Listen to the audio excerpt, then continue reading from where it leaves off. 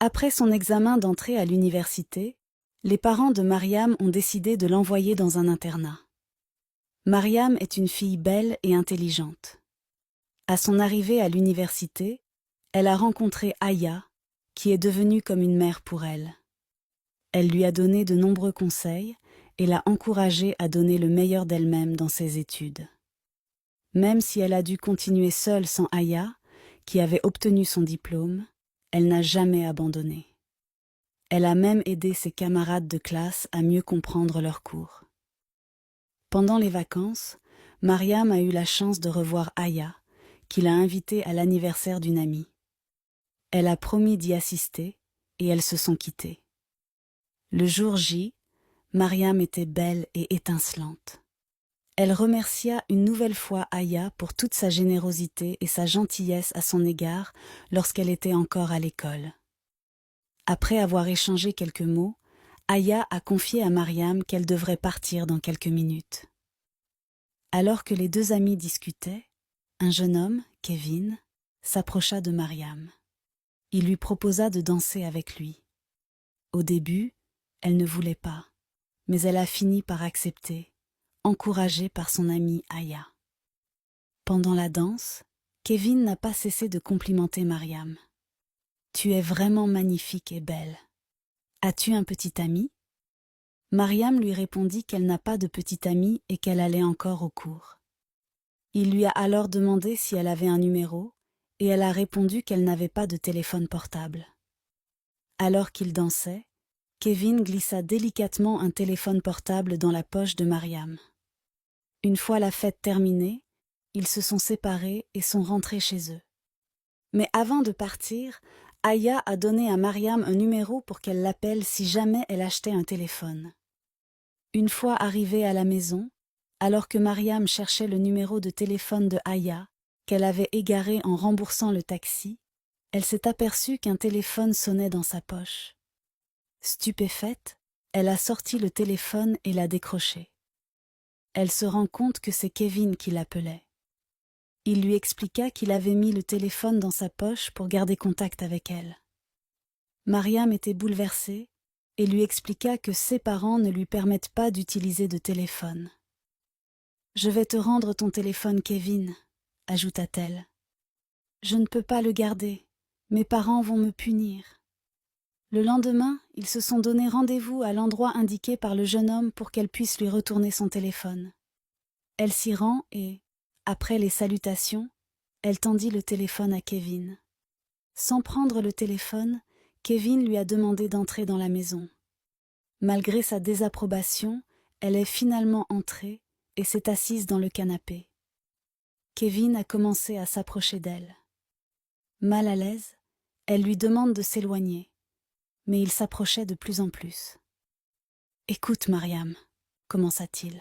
« Je suis vraiment tombé sous ton charme l'autre soir quand je t'ai vue. Tu es d'une beauté si captivante que je n'ai pu m'empêcher de tomber amoureux. Depuis que mes yeux se sont posés sur toi hier, je suis insouciant. J'ai pensé à toi toute la nuit. Je veux vraiment que tu sois ma petite amie. » Mariam lui répondit. « Je ne suis pas du tout intéressée par une relation pour le moment. Je n'ai que 16 ans et je suis encore au lycée. Avoir une relation ne t'empêchera pas d'étudier, Mariam. Je t'aime, Mariam. Je veux être avec toi, faire de toi la mère de mes enfants quand nous serons en âge d'avoir des enfants. » Petit à petit, il commence à lui caresser les joues et à l'embrasser. Malgré les réponses négatives de Mariam, Kevin ne céda pas. Il a même commencé à la caresser. Le contact de la main de Kevin sur son dos nu l'a fait frissonner. Une sensation qu'elle n'avait jamais connue auparavant. Malgré ses efforts pour refuser, le sentiment était plus fort qu'elle. Malgré elle, elle commença à se laisser emporter par le plaisir. Il l'a ensuite soulevée et traînée dans la chambre. Il a fait découvrir à Mariam quelque chose qu'elle n'avait jamais expérimenté auparavant. Après ce moment d'intimité, il sonnait 18 heures et le soleil se couchait déjà. Mariam lui expliqua qu'elle devrait rentrer à la maison pour éviter que ses parents ne s'inquiètent, mais il ne voulait pas la laisser partir. « Je ne veux pas que tu partes, mon amour. S'il te plaît, reste avec moi. » Il la tira à nouveau et commença à l'embrasser encore. Ils se sont encore serrés dans les bras l'un de l'autre. Ils ont dormi ensemble jusqu'au lendemain matin. Le lendemain matin, Mariam ne savait pas quoi faire. Elle avait peur de la réaction de ses parents. C'était la première fois qu'elle avait dormi dehors. En dehors de l'internat, elle a toujours dormi à la maison. Kevin lui a suggéré de mentir et de dire qu'elle participait à un programme de l'église. Ne pouvant pas joindre ses parents, Mariam en profite pour avouer ses sentiments à Kevin. C'était son premier moment d'intimité avec un homme. Elle n'avait jamais ressenti ce qu'elle avait ressenti ce jour-là. Ce contact physique avec Kevin avait vraiment eu un effet incroyable sur elle. Kevin, désormais conscient que Mariam était séduite et sous son emprise, il l'a de nouveau arrêtée alors qu'elle devrait rentrer. Il glissa sa main dans sa hanche et la tira brusquement vers lui. Ils étaient si proches qu'elle pouvait entendre la respiration de Kevin et son cœur battre contre le sien. Kevin l'a à nouveau soulevée et ils sont retournés dans la chambre. Mariam appréciait ces moments uniques qu'elle partageait avec Kevin. Lorsqu'elle a finalement quitté sa maison, Kevin était heureux d'avoir accompli sa mission. Une de plus, pensa-t-il. Il n'était pas vraiment amoureux.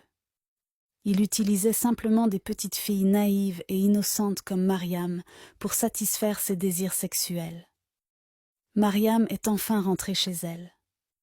Pendant tout le trajet, elle ne pensait qu'à Kevin. Elle a menti à ses parents en disant qu'elle était à l'église et a même ramené de l'huile d'onction pour les tromper. Son père, inquiet, lui a fait promettre de les prévenir dorénavant si elle avait des projets. Elle retourna dans sa chambre et déposa son sac, puis appela Kevin pour lui dire qu'elle était bien rentrée et que son plan pour tromper ses parents avait fonctionné. Kevin lui a demandé de revenir, mais elle lui a expliqué qu'elle devait aller à l'internat. Le lendemain, elle n'a pas pu arrêter de penser à Kevin.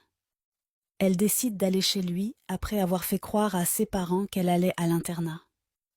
Arrivée chez Kevin, une fois de plus, ils ont fait ce qu'ils aimaient faire le mieux, et Mariam ne pouvait plus penser à rien d'autre que ça. Elle n'arrivait pas à se concentrer. À l'école, ses notes ont commencé à baisser. Elle était toujours distraite en classe et n'arrivait pas à se concentrer sur ses devoirs. Elle a appelé Kevin et ensemble, ils ont mis au point un plan. Elle devait faire semblant d'être malade pour obtenir 2 semaines de congé pour voir Kevin plus souvent. Elle réussit son coup et pendant ces 2 semaines, elle passe toutes ses journées avec Kevin qui profitait de sa naïveté pour faire l'amour avec elle chaque fois qu'il se voyait chez lui. Les parents de Mariam pensaient qu'elle allait toujours au cours. Mariam adorait ces moments et ne se doutait pas que Kevin ne l'aimait pas. Elle était trop jeune pour comprendre.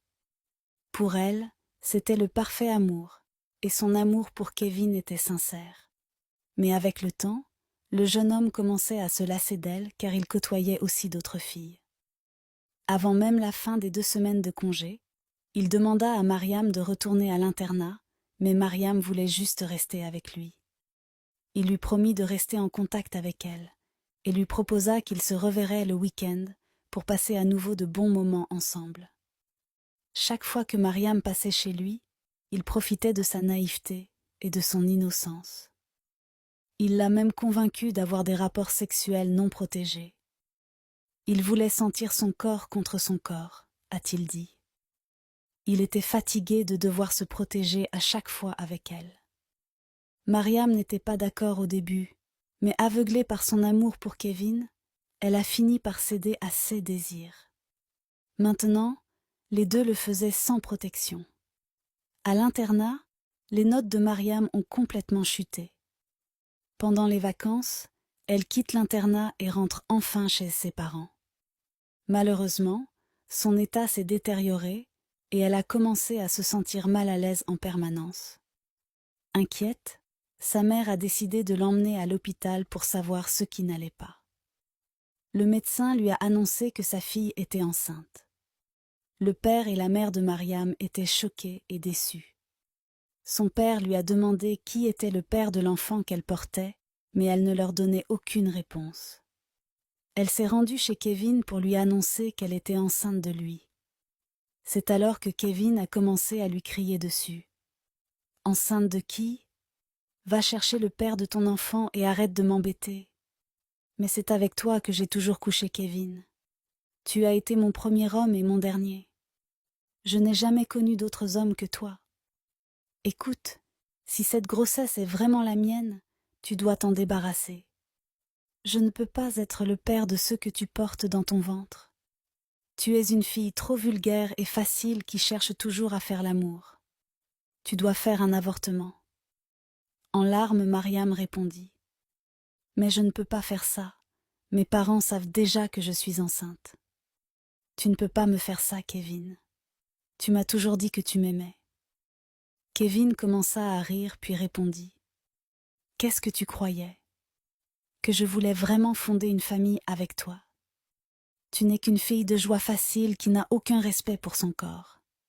Je ne peux pas envisager ma vie avec quelqu'un comme toi. Va chercher le père de ton bébé ailleurs. Tu as été si rapide à me donner accès à ta virginité. Tu es une fille facile et sans caractère. » Il la poussa hors de la maison, sans même se soucier qu'elle soit tombée et se soit blessée.